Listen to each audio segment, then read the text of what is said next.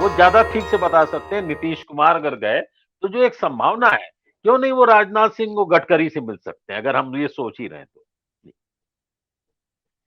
Unmute कर लीजिए राजन। आपने अभी जो बोला कि हम्म, पार्लियामेंट मणिपुर को लेकर के, उसमें थोड़ा हम्म, जोड़ना हम्म, चाहता हूं। पहले एनडीए हम्म। में बिखराव शुरू हो गया है। वो अंदर की बात छोड़ दीजिए, मिजो नेशनल फ्रंट के जो एमपी हैं मिजोरम से, उन्होंने भी साफ साफ बोल दिया और उन्होंने सरकार के खिलाफ वोट किया है। ये खबरें बहुत अच्छा। ज्यादा उस तरह से नहीं आई हैं, अच्छा ये। क्योंकि यस अच्छा। हाथ उठा के वोटिंग हुई थी कि ऐ बोलिए, ऐस क्या बोलते हैं वहां पे, मुझे नहीं पता, नोज यस और और ऐस। नो वाला, हाँ हाँ, या तो और उनका करण थापर के उस पर इंटरव्यू आया है, जहां तक मुझे याद पड़ता है, या कहीं और देखा हो मैंने। हम्म। लेकिन वो शुरू हो, दूसरी तरफ बीआरएस को देखिए, उसने वो इंडिया के या इंडी अलायंस कहें या इंडिया कहें, उसके उससे उसने करीबी दिखानी शुरू कर दी है। खैर ये बात अलग है, मतलब मेरा मानना है कि एनडीए बिखरना बिखरना शुरू हो जाएगा, और बिहार में भी शुरू होगा। ऐसा नहीं है कि बिहार में नहीं होगा। अब बिहार पे आते हैं, नीतीश कुमार, जो ये बात अभी मैंने सुनी कि राजनाथ सिंह से मिल सकते हैं, गडकरी से मिल सकते हैं, इससे उससे, मुझे लगता नहीं नीतीश कुमार के लिए वो सब रास्ते अब हैं नहीं। नीतीश कुमार के लिए रास्ता है जो इंडी अलायंस है, इंडिया है, वही रास्ता है। और उसी में जो भी वो सपने देखते होंगे, जो कहते नहीं है कि नहीं मेरा कोई वो नहीं है, मैं तो बस विपक्ष को एक करना है, वो कल भी वो ये सब बोल रहे थे, और आज भी हो सकता है शाम तक कोई प्रेस कॉन्फ्रेंस हो जाए जिसमें वो ये सब बोले। तो मामला ये है कि लीडरशिप पर चर्चा होनी है, जो मेरी जानकारी है। लीडरशिप पे चर्चा होनी है। जो अभी सतीश जी कह रहे थे कि 10 महीने हो गए, लीडर तय नहीं है, संयोजक तय नहीं है, उस पर चर्चा होनी है। और ये चर्चाएं जो होनी है वो शायद 31 तारीख की जो बैठक है उसको लेकर के ढेर सारी चीजें हैं, जिसमें आम आदमी पार्टी के साथ भी उनकी बात होनी है। जो बिहार में खबरें हैं वो तो है अरविंद केजरीवाल से मिलने गए हैं कुछ बहुत सारी चीजों पर बात करने के लिए। लेकिन अरविंद केजरीवाल से मिलना, ये चीजें जैसे सतीश जी ने कहा, प्रेस कॉन्फ्रेंस बड़ी भयानक प्रेस कॉन्फ्रेंस कर दी है कांग्रेसियों ने, तो वो अपनी जगह है। बट नीतीश कुमार जिस लिए गए हैं वो चीजें ठीक करने और लीडरशिप पे बात करने के लिए, मुझे जो जानकारी वो ये है। खैर अब महाराष्ट्र जो मुद्दा है, मुझे लगता है कि शरद पवार का जो कद की बात हम लोग करते हैं उसी दिन खत्म हो गया जिस दिन अजित पवार ने उनसे नाता तोड़ा और प्रेस कॉन्फ्रेंस करके कह दिया कि अब बूढ़े हो गए हो, आराम करो। उसके बाद भले उन्होंने अपने को रिट्रैक्ट कर लिया हो, लेकिन उसी दिन शरद पवार का कद खत्म हो गया मेरे हिसाब से। आंकड़ों में भी अगर आप देखें तो 2004 के चुनाव छोड़ करके जब से एनसीपी बनी है, कभी जो जो कहा जाता है वेस्टर्न महाराष्ट्र और मराठवाड़ा, मराठवाड़ा में तो कभी भारतीय जनता पार्टी और शिवसेना कॉम्बिनेशन ज्यादा सीटें पाए नहीं। वेस्टर्न में भी कांग्रेस उनके बराबर रहती है। तो कांग्रेस कब हो सकता है वो हो जिसमें, जब वो एनसीपी बनी, जो मैं यहां बैठ करके, मैं महाराष्ट्र नहीं जानता, मैं घूमा नहीं हूं हम्म। बहुत, आंकड़ों से मैं बात कर रहा हूं।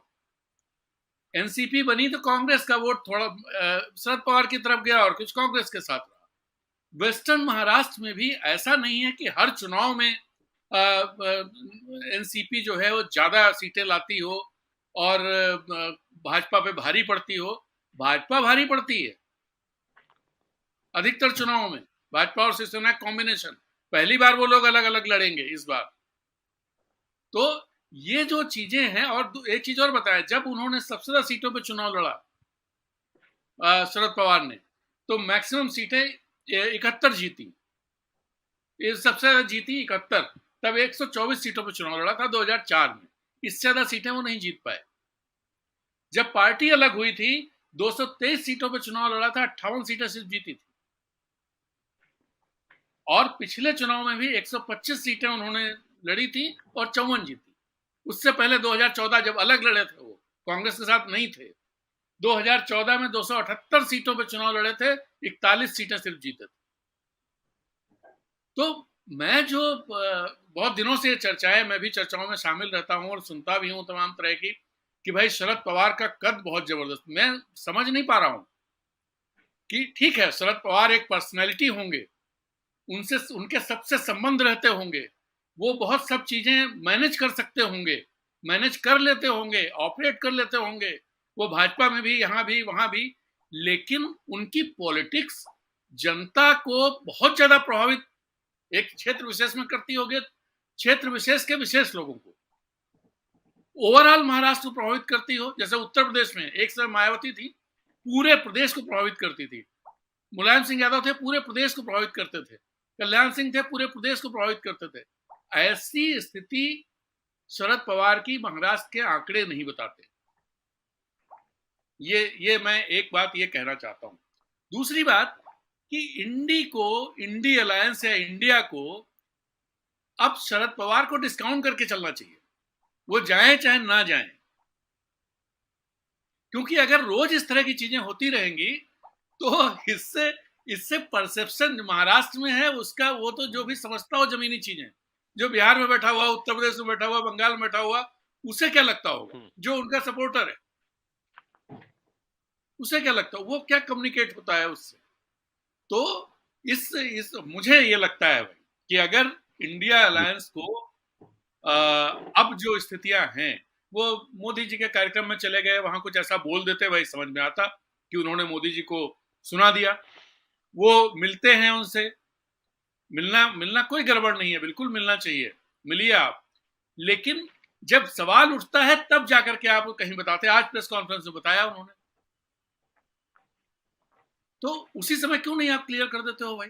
तो आप अडानी से भी मिलते हो भाई, सवाल तो वहां तक है ना कि अडानी वाले इश्यू को डिफ्यूज करने की कोशिश की आपने जो दूसरे इशू थे उनको भी डिफ्यूज करने की कोशिश की। तो ये किस तरह से इंडिया, जो राहुल गांधी जो नैरेटिव बनाना चाहते हैं, आप उसमें लुक्की लगा देते हैं।